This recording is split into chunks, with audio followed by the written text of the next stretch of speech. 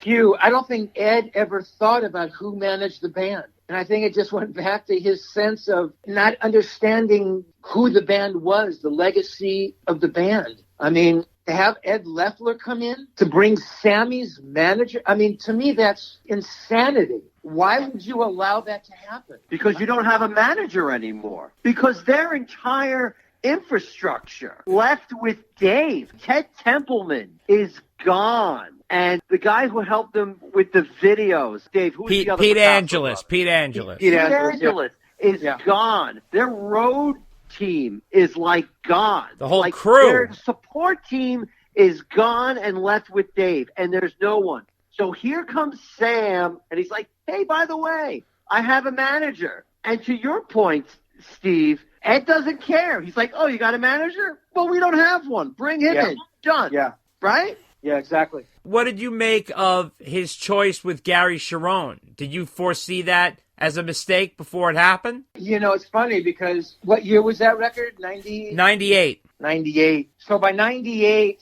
my relationship with Ed had changed. It had been changing for years, and I write about it in the book. We weren't hanging out nearly as much, and big chunks of time would go by before we'd even talk, and I write about it in the book. I was interviewing Ed, and I think it was a Warner Brothers interview. I always used to call Ed on the phone, say, Ed, Guitar World needs a story. He goes, yeah, man, come over next week, and we'll do it, I'd always contact Ed personally. Probably, I don't know, in the mid-late 90s. And I talk about this in the book, too, and I don't want to give this, it's not that I want to give it away. It's a pretty heavy moment in the book. I call him, and it's what he says to me, and that's the end of my world. But okay, you can read about that. Okay. But in talking about Gary, this was an interview that Warner set up. They set up a press day for writers. So I was over 5150 along with, 100 other writers. It made me sick to my stomach because it was like... You were thrown to the masses. Yeah, man, and I just, it was horrible. And I wasn't even going to go, but I don't think I'd seen it for a long time. And I saw him, and his response was, oh, God, it was horrible. But anyway, when everybody else left the room, he says, yeah, man, and he said, yeah, about a new singer. I'd ask him or something, or this is before the Gary Sharon record. He had never told me Gary Sharon's name. No one knew about it yet. He says, well, man, between you and me, and I thought, oh, cool, this is going to be the old Ed a little bit, but it wasn't. And again, I write about this in the book, and you guys can read about that there. But he goes, yeah, man, we have already found a new singer. I could sense from the way he was telling me he'd already found a singer. I go, oh, cool, man, yeah, Gary Sharon. I said, oh, well, cool. And I know this is going to be weird, but I know that record really didn't do much. But in putting the book together, I went back and I listened to the record. I thought Gary was a really good singer, and he was a really interesting lyric writer. But, you're talking about a situation where, not only do you have pre-Van Halen going against you, with Dave and Sammy, but you have this association with this band Extreme. And I don't think anybody could picture Gary, outside of Extreme. But, there's another situation. And again, I'm not even sure how they met. I'm sure you and your listeners know better than I. But, when Ed asked me that first night to find a singer, before Sammy joined, he was serious. He did not know how to find a singer. He loved Bon Scott. He should have called Bon Scott. This is Eddie Van Halen. You want to write some songs together? Bon Scott would have been, fuck sure, man, let's do it. Ed never had that thought in his head. So for him to work with Gary Sharon, was it any stranger thing than Patty Smythe? Yeah, well, that's the other thing I was going to ask you. You were around during the time when he was talking about hiring Patty Smythe. What did you think of that? Did he talk to you about that? Just a little bit. I guess he produced that one Scandal record, or maybe it's a Patty Smythe solo record. I can't remember. The reason nobody knows about it is because the label turned it down. He produced it, and he said, man, it was a really good record, and they turned it down. I think that soured Patty on Van Halen or something. And then he said to me, yeah, man, I asked you to join. I go, really? And he goes, yeah, and I think that was weird. I actually thought that was interesting because it was Ed thinking outside of the box a little bit. Okay, it's a chick. She's a good singer. She looks good. It's going to be a completely different Van Halen. And, honestly, when he got rid of Dave, I thought he should have found some new unknown singer. With that music he was writing, I thought it could have been otherworldly. Some unbelievably great singer who sang exactly like he wanted. That was my thought. Yeah. I thought Sammy, I go, yeah, that makes sense. That's a safe choice. no one's going to hate that. And then Gary Sharon, I thought, I didn't really know that much about Extreme. But, I heard that stuff. I go, wow, the guy's a good singer, Yeah. It was never going to work. But, Ed, he just never thought along those lines. And honestly, I had realized how serious he was when he said, hey, man, find me a singer. I actually, looked around for a couple guys, and I was afraid of having Ed listen to anything for fear of Ed thinking, oh, these guys are just horrible. What are you doing? Do you not have any sense of what I like or who I am? And making me look bad in his eyes. I thought, wanting him to dig who I was digging. But honestly, if I thought about it more, I would have really gone out there and seriously looked. But, that's another life. When it came to the business and everything else around the band, he tended to take the path of least resistance. In terms of the music and the writing and the guitar playing and that, he killed himself. The production, that was everything to him. Everything else was just sort of these, other branches on the tree. How would you describe the dynamic between Ed and Alex? As people have talked about them being super, super close. They're like one and the same, weaving in and out of each other in terms of music, but then sometimes they were beating the living shit out of each other. How would you describe their dynamic? There's one moment in the book. I did a story for Guitar World. It was the third cover I did. I went out to Detroit for 2 days and interviewed Ed and Sammy separately. And I don't want to give this away, but it illustrates exactly what you're talking about. I was up in Ed's room. It was after the show. And Alex comes in the room, and they just sold out. I forget which hall they were in. It was a big hall. I thought they were really good. And Alex came in incredibly upset. Interlude only lasted a few minutes, and then he left. And I'm not going to give any more of it away because it illustrates exactly what you're talking about. But Ed loved Al. He really loved him.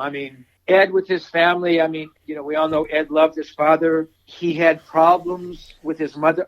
He loved his mother, but there were things with his mother, and I write about that in the book. And again, these are some of these personal things that he says to me that are like, oh my God, do I print this stuff? But it just reveals so much about him. He gave Alex all credit. He was never going to play without Alex. I don't think there's anything Alex could have done where Ed would stop playing with him. He gave Alex, again, credit for album covers and production and, a lot of the visual of the band. He gave him songwriting credit. For Christ's sake, Dave and Eddie wrote all the songs, and where is Alex writing these songs? It's like a little strange. That's an excellent point. That's another episode in the book that I think is just fantastic. Being in a band, listeners, I'm not trying to compare myself to Eddie Van Halen or the band, but in my small little bands, I was always the guy who wrote all the songs. I always wrote lyrics, melodies, and chord changes, and I showed them to the guys in the band. And they might, add little bits, but it's just who I was. So I understood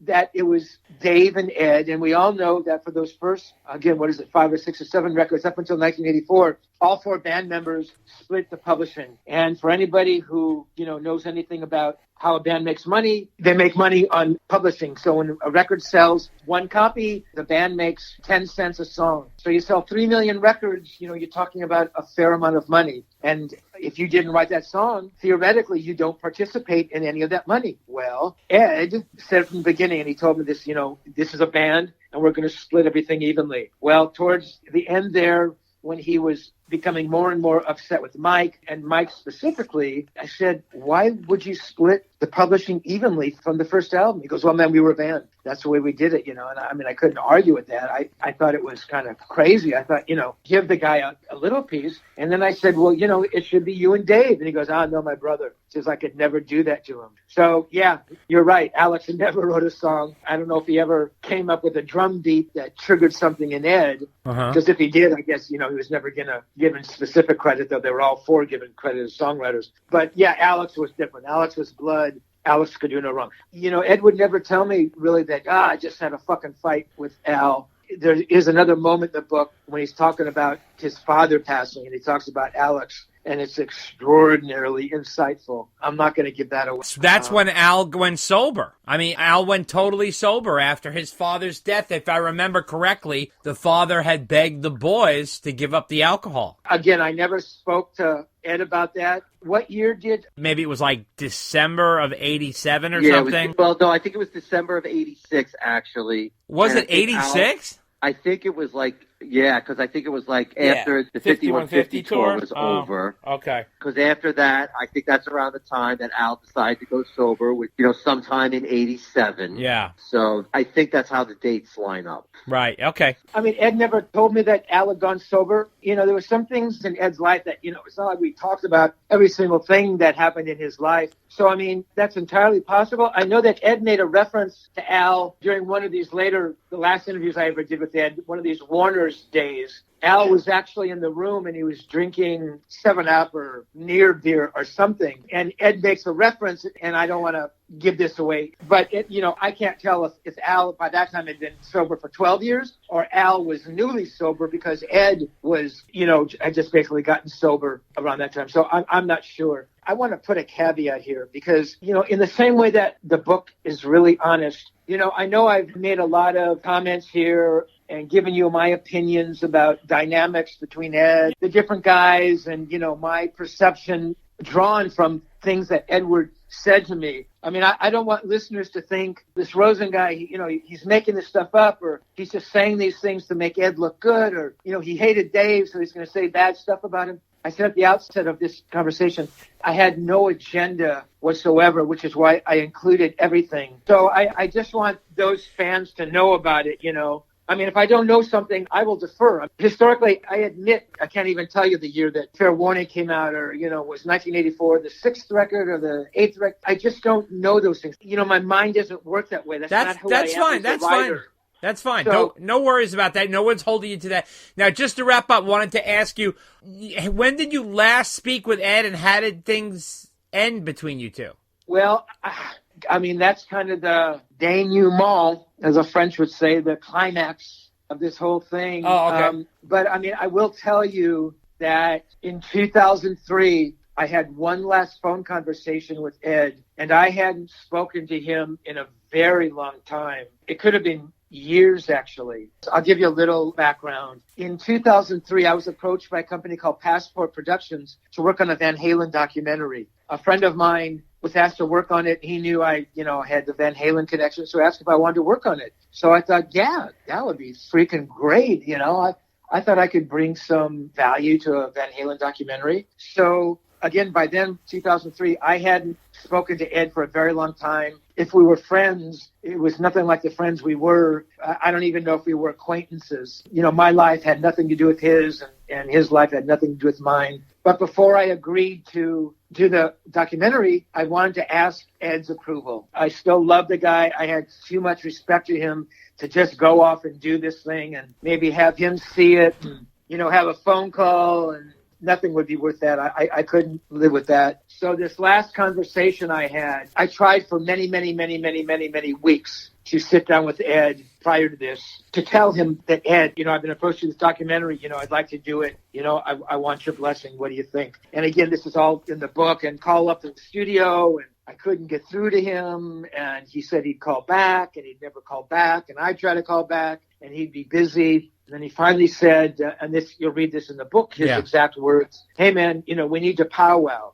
I go, "What do you mean?" He goes, "Yeah, we need to get together. Come by the house tomorrow and we'll talk." I go, "Great." I mean, that was the first time where it had ever gotten concrete. It was always just call him back, or he'll call me back. By then, I had strung the production company along. It's probably months by now. And they said, "Listen, man, we need to know either you're going to do it or you're not," and which I totally understood. And I wanted to do it. And plus, I'll be honest, they were willing to pay me a really cool amount of money. And I wanted to do it. So, the next day, and he said, "Come by the house at, 1 o'clock. So I knew Ed, just from, my relationship with him, that, I'd always call before I'd come over. He could be in the middle of cutting a guitar, or he was out somewhere, or, he was doing something. So just for the hell of it, I called, and I got his machine. I thought, uh-oh, Right. Then I called the studio and got the machines there. And I called back, and he wasn't there. And I realized, he wasn't home. Or he heard my message and he wasn't answering. to make a long story short, which you'll find detailed in much deeper scope in the book, I never talked to him about the documentary. I went ahead and did it. And it was great. And it came out. It was called The Early Years. And I did some interviews. I interviewed Eddie Anderson, whom I became friends with. Who was their security guy. A couple, I think, hardcore Van Halen fans. It's funny, I was watching TV the other day, and there was a station called Tubi, and I see that the Early Years was on there. Yeah, so I saw it, yeah. Right? Awesome. So I watched it, and I thought, holy shit, this was really good. It wasn't the greatest documentary